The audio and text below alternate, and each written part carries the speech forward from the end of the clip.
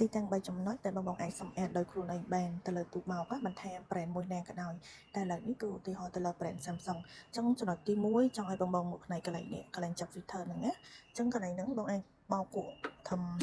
ពី3ដងឬក៏បោកគក់ហើយបងអាចសម្អាតបានកន្លែងហ្នឹងគឺបងអាចដោះសម្អាតដោយខ្លួនឯងបាន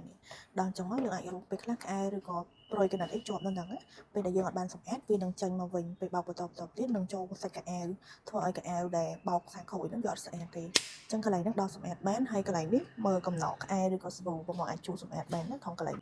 ចំណុចទី2តើមើលកន្លែងដាក់សាប៊ូវិញជាធម្មតាតែតែមានកំណកសាប៊ូឬក៏ទឹកកោបជាប់ហើយអញ្ចឹងបន្លោះហ្នឹងគឺបងអាចដោះចេញបានណាគឺបងអាចដោះសម្អាតបាន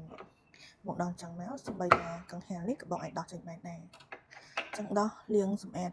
ឲ្យបានញឹកញាប់មិនអញ្ចឹងទេនេះវាមិនមានកណ្ដកសាប៊ូនៅក្នុងនេះច្រើនណាអញ្ចឹងដល់ពេលបោកទៅពេលខ្លះកណ្ដកសាប៊ូហ្នឹងវាធ្លាក់ចូលកៅអៅទៅធ្វើឲ្យប្រឡាក់កៅអៅអញ្ចឹងការបោកគក់គឺអត់ស្អាតទេអញ្ចឹងបងប្រឡោះហ្នឹង